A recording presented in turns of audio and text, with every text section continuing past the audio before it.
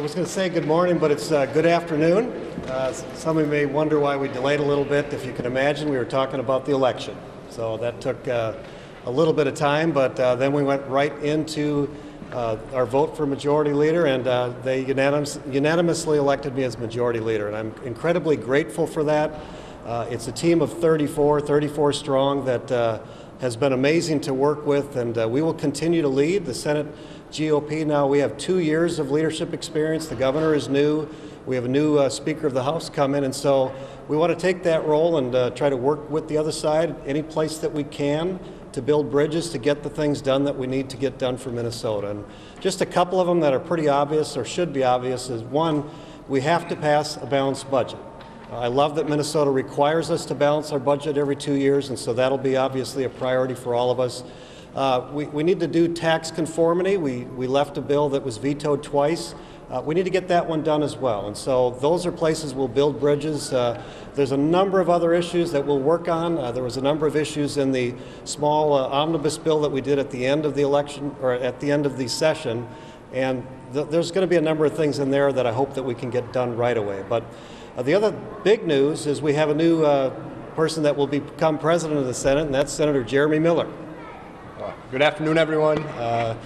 I have the great honor of being selected by our caucus to be the next Senate President. I look forward to running the Senate in a respectful and honorable way, and working with our leader and the leadership and the members on both sides of the aisle, again, to do that just in an honorable and respectful manner.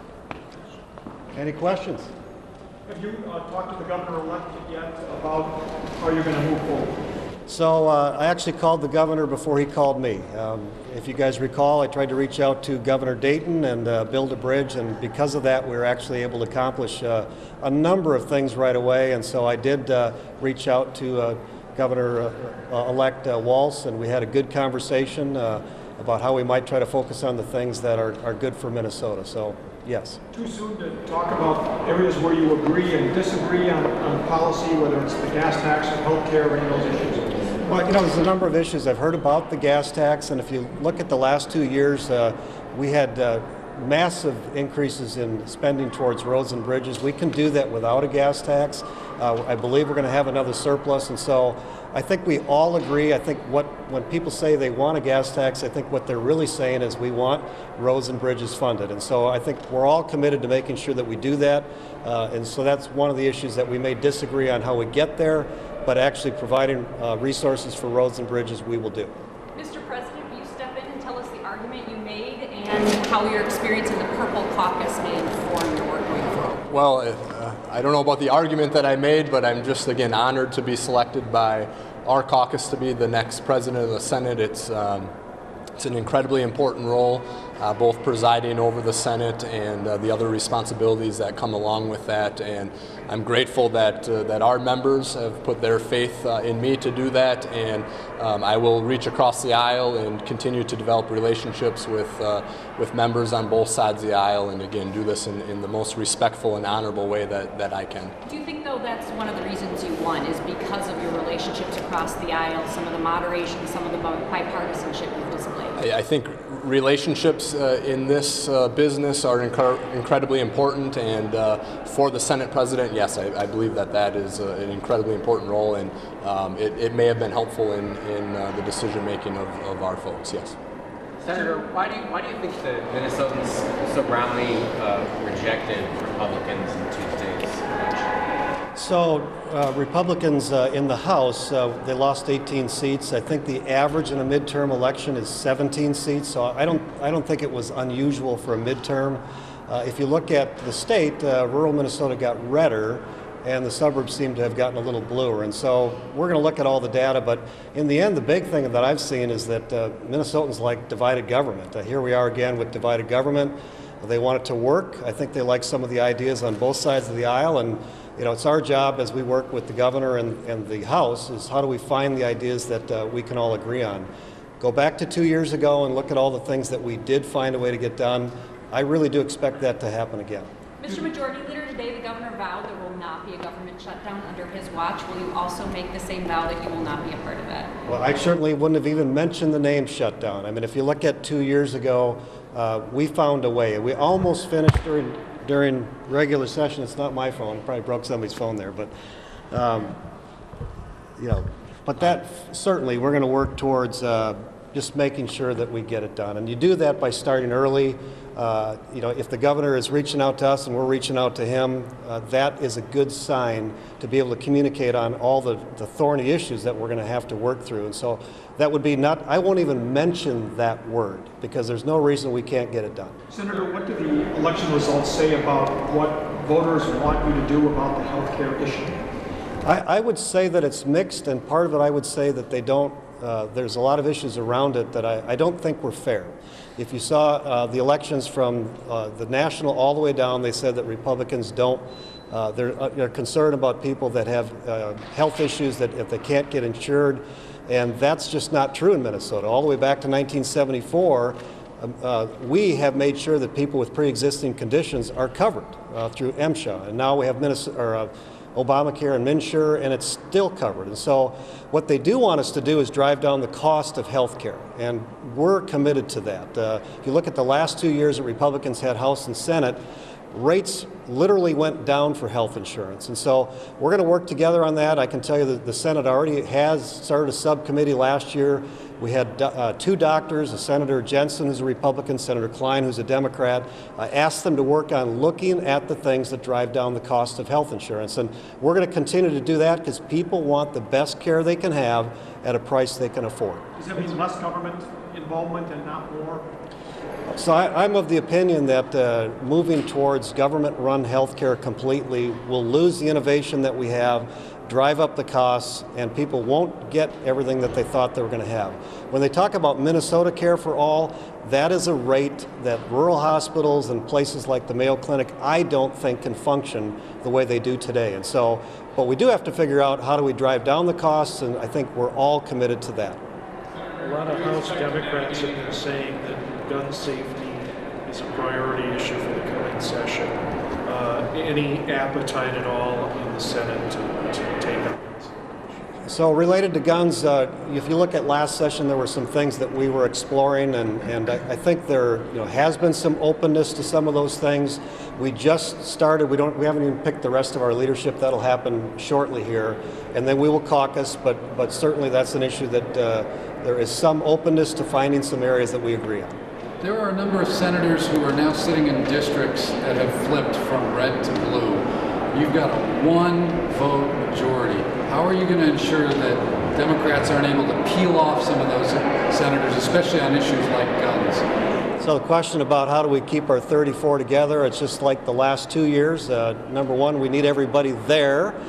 So we've had a bunch of different things that we had to work around, sicknesses and parents that were passed away, and so that's one part of the issue. And then the other part of the issue is how do we set an agenda that's best for Minnesota? And I think if we work on that, we'll keep our 34 together. And so the other part of it is when you have divided government, both sides have to figure out what they'll give and take. And we're going to start strong at 34 with the things we believe in, and then we'll work with the other side to see what are the things we can agree on together. Any concern at all that Senator Bach might get one of your caucus members to change parties? Senator Bach's been talking about doing that for 2 years. I get it. But we're pretty passionate about keeping our 34 and the things that we believe in. I certainly don't fault him for it. I'm trying to get 1 or 2 more myself from his side. So we're both serious about who is leading the Senate. If you look at the last 2 years, though, the Senate GOP, I think, has done a pretty good job. There must be Republicans out there who are saying, you guys need to stop. We've got a whole wave of new progressives in the House. We've got a Democratic governor. You are the check. How strong of how hard are you going to fight when bills come over from the House side? Well, you can look at what we accomplished the last couple of years and what finally got to the governor's desk. And if it's too far out of bounds, we don't think it's in the best interest of Minnesota. It's just not going to get there. And I think they would say the same thing. If we have something, you're going to see things coming from the Senate. They're going to say it's too far. And we're just going to have to work those out. I mean, that's the nature of divided government. But like I said, Minnesota seems to like that. And we're going to make it work. Is there an analogy to follow up on that? Governor Dayton was kind of called the goalie when he had a Republican legislature. Are you going to be, you know, the power forward blocking shots? I like she said power forward because I played basketball in high school, and so we'll call it that. Very good one, Mary. Are the fact that the two of you are from Greater Minnesota a reflection of the divide in the state, that the House largely driven by metro area, Minneapolis-St. Paul lawmakers, and the Senate largely Greater Minnesota? You know, when they selected leadership for the Senate, both myself and Jeremy Miller, there was no conversation about who's metro and who's rural. We have a lot of good senators, both suburban and both rural, and we just want the best people to fit in the best place, and that's how we're going to govern. Mr. Leader, the governor-elect stressed the need for new revenue when he was talking about the transportation issue. Is that a non-starter as far as you folks are concerned? Well, we're making the case that the Democrats were asking for new revenue the last few years, and we proved that you can increase funding for education without new revenue. I do think revenue moving towards transportation is important. I just don't think that we need to raise taxes to do it. If you look at where Minnesota is as a tax state, we have to be careful that we don't become uncompetitive. And right now we're, if not the highest, one of the highest. And so we're always going to be watchful. The other thing that we can look at is where are we spending money across the board, and are we as efficient as we could be? And that's an important issue for us. It's people's dollars that we're taking out of their pockets with taxes, and so we just need to be careful that we're honoring the taxpayer and making sure we're using their money wisely. Can you provide new funds to extending the provider tax, and if not, how do you work out paying for both Minnesota Care and medical assistance? So the question was related to the provider tax and what are we going to do about it. As you know, it goes away in 2019. That is going to be a big debate about what we do. Within that tax, it was meant to cover Minnesota Care. We get federal dollars that are enough to cover Minnesota Care, so what about all the other things that we've decided that we are going to pay for, and what are we going to do about that? And that will absolutely be an important discussion. I don't have the answers yet right now. Our caucus is just beginning to talk about that, but we do need to find a solution. As I look at it, I want the broadest possible dollars coming in on that, not just on a focused group. But can we do it within the budgets that we have right now? We've considered the idea of peeling out all of the different areas and having them within the budgets that they already belong in, but we don't have the answers yet. And so we'll be discussing a lot of different things related to that. What about legalizing pot? So we haven't discussed it as a caucus. I'll just give you my personal opinion on that one, and just know that we have caucus positions on many of these issues. But medical marijuana, I think, is really important. It's something that I think is good, that people appreciate.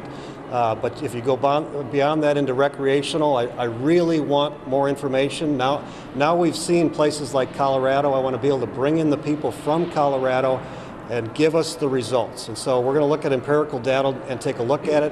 My gut is that it's probably not good for the state, but that's what we're going to find out. Based on the results Tuesday night, do you have concerns about 2020, and does it change the way you proceed here for this session? So he asked me if I'm concerned about the election in 2020. I wasn't concerned about the election a week ago. We've had 2 special sessions already, but when you're 34, 33, anything can happen. And so when we come to 2020, we're looking at it now, and just like Senator Bach is looking at it now. And so we're going to keep navigating towards doing the right thing for Minnesota. If you saw Jeremy Miller and hear him talking about we're going to do it with honor, and I think people appreciate that. They want their government to work. They want hope. And that's what we're going to give them. We're going to show that Minnesota can function and will function. The Republican GOP Senate will be a big part of that. What's your take on why Republicans didn't do better? What's that? What's your take on why Republicans didn't do better on Tuesday night? Midterm election. Anytime you have one party at the national level that controls all of it, the election right after that every time is a big swing. This one was only a little swing. If you look at it, we kept the same, Republicans kept the same number of congressional seats. We just took 2 rural and gave up 2 metro. If you look at the federal level, we grew the Senate and shrunk the House. So I think it's a typical midterm election, but what are we going to do about it now? And that's why we were late to this meeting. That's what we're thinking about. So with that, our door is going to be open to all of you. We want to be available. Just we'll just work through it together. So thank you. Was the vote close? Will you tell us either of your votes? Not really. So thank you.